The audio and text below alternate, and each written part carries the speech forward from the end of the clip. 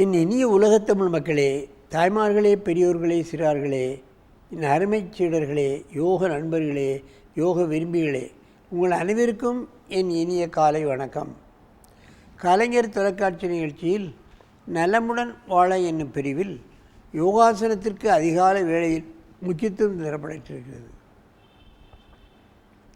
அதிகாலை வேளையில் மக்கள் இந்த ஆசனத்தை ஏதாவது செய்துவிட்டால் 1-2 ஆண்டு பூராவும் அவர்கள் வேலைகளை செம்மையாக செய்வார்கள், முழுமையாக செய்வார்கள். மற்றவர்கள் திருப்திப்படும்படியாக செய்ய முடியாத ஒரு வல்லமை வந்து விடுகிறது. யோகாசனம் செய்பவர்களுக்கும் மற்றவர்களுக்கும் நிறைய வேறுபாடு வந்துவிடும். அதைத்தான் நீங்கள் கவனிக்க வேண்டும். கோபதாபங்கள் அடங்கிவிடும். எவ்வளவு நேரம் வேலை செய்தாலும் களைப்பு ஏற்படாது. அதுதான் முக்கியம். உணவு முறைகள் கூட அதுதான் வேணும், இதுதான் வேணும்ங்கிற ஒரு ஆர்வம் ஏற்படாது.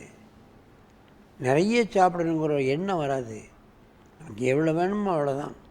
என்ன டிஷ்ஷஸ் இருந்தாலும் அந்த மாதிரியான எண்ணங்கள்லாம் தோன்றாது. இப்படி பல அற்புதங்களை செய்யக்கூடிய ஒரு ஆசனம்.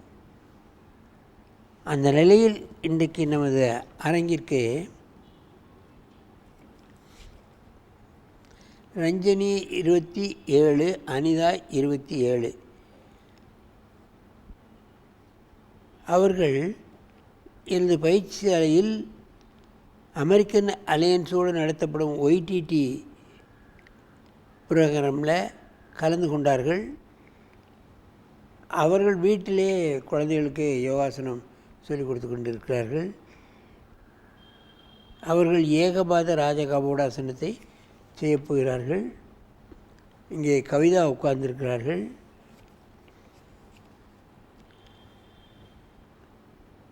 அந்த பெண் கின்னஸ் சாதனை படைத்திருக்கிறார்கள். பயோடெக் எம்எஸ்சி ஆஸ்திரேலியாவில் படித்திருக்கிறார்கள். திருமணமாகி 3.5 வயதில் ஒரு பையன் இருக்கிறார். இதன் மீது ஆர்வம், அவர் கணவருக்கு ஆர்வம், அவங்க அப்பா அம்மாவுக்கு ஆர்வம். அதனால தான் அவர் கின்னஸ் சாதனை படைக்கக்கூடிய அளவுக்கு அவங்க வந்திருக்கிறார்கள். அவர்கள் ஒரு அற்புதமான ஆசனங்களை செய்து கொண்டே இருப்பார்கள். நீங்கள் பாருங்கள். என் அருமை சீடர்களை பத்மாசனத்தை கலைத்துவிட்டு நீங்கள் ராஜகபோடாசனத்தை செய்யலாம். கவிதா, நீ உன்னுடைய திறமைகளை இங்கே வெளிப்படுத்தலாம்.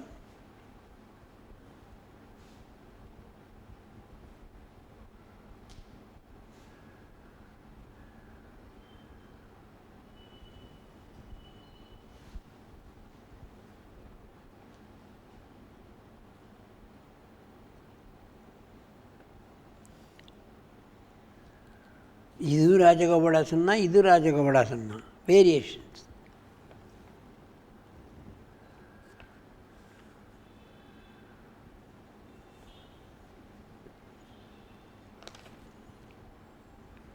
ரஞ்சனி, எளிதாக அந்த ஆசனத்தை கலையுங்கள். அடுத்த காலை மடக்கி செய்யுங்கள்.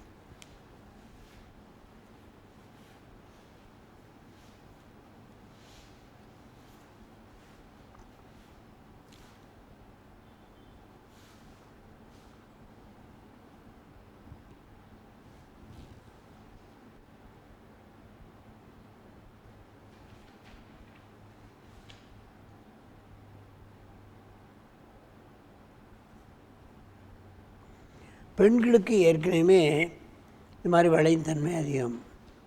நீங்கள் சர்க்கஸில் பார்க்கலாம். எந்த சர்க்கஸ் ஆனாலும் இந்த வளையும் கூடிய ஆசனங்களை எல்லாம் அந்த ஆசனம் தான் பண்ணுறாங்க, பெண்கள் தான் செய்வாங்க. பார்க்கலாம். அதை வளையக்கூடியதை கயிற்றில் செய்வாங்க, ஆடிக்கிட்டே கம்பியில் ஆடிக்கிட்டே செய்வாங்க. பல்வேறுபட்ட ஆசனங்களை அவர்கள் கம்பியிலே செய்யக்கூடிய திறமை அவர்களுக்கு இருக்கும்.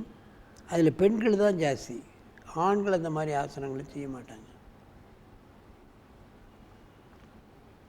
இந்த ஆசனத்தை கலையுங்கள்.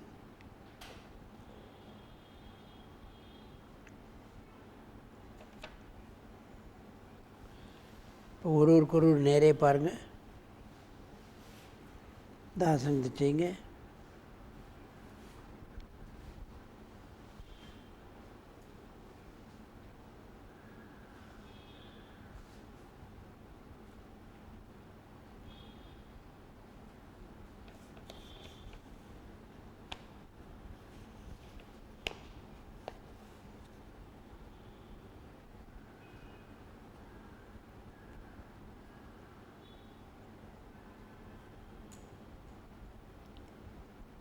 அஸ்வினி முத்ராசனம்.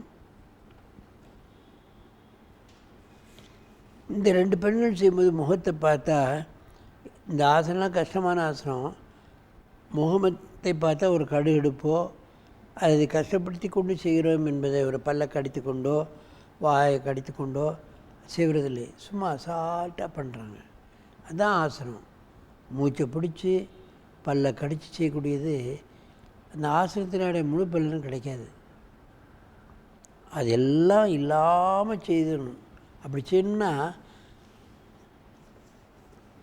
சாதனை படைக்கணும். தினம் காலையில் மத்தியானம் சாயங்காலம் இப்படி பண்ணால் தான் இது மாதிரிலாம் செய்ய முடியும். கிடைத்த நேரங்கள்லாம் செய்கிறது. அது சாதனை படைத்து அது முழுமைப்படுத்துகிறது.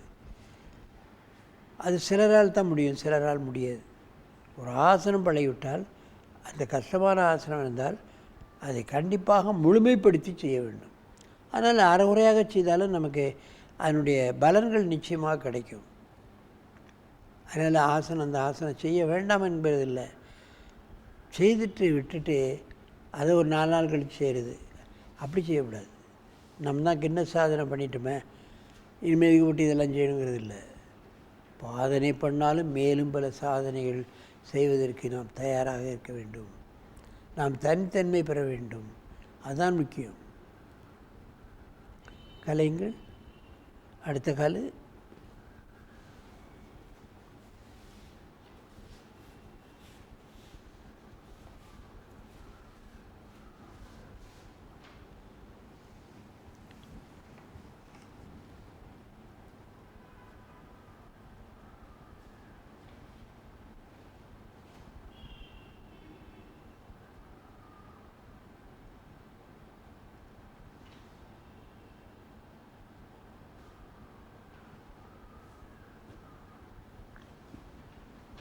எவ்வளவு நேரம் வேண்டுமானாலும் நாங்கள் இந்த ஆசனத்தில் இருப்போம் என்பதை அவர்கள் தெரிவித்துக் கொண்டிருக்கிறார்கள்.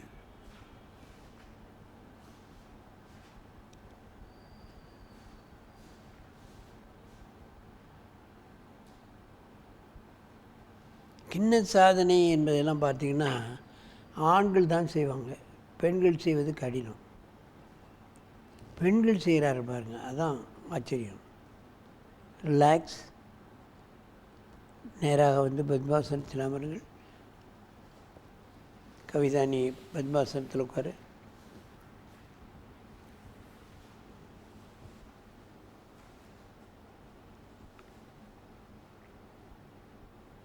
பெண்கள் ஆண்களை விட பெண்களுக்கு கொஞ்சம் வளையும் தன்மை அதிகம்.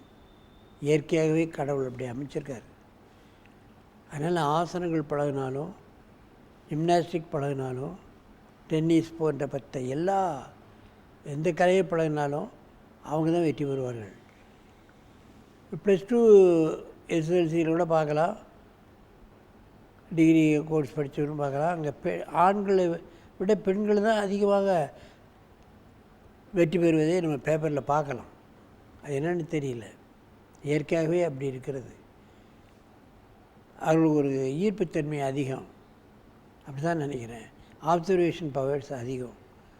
ஆகவே இது போன்ற ஆசனங்களை ஆண் பெண் என்ற வித்தியாசம் இல்லாமல், ஜாதி வித்தியாசம் இல்லாமல், மத வித்தியாசம் இல்லாமல் எல்லோரும் பழகி தங்கள் உடலை ஆரோக்கியமாக வைத்துக்கொண்டு நோயற்ற வாழ்வை குறைவற்ற செல்வம் என்னும் பேற்றினை அடைய வேண்டும் என்று கேட்டு உங்களிடமிருந்து விடைபெறுவது ஆசனம் ஆண்டியப்பன். வணக்கம்.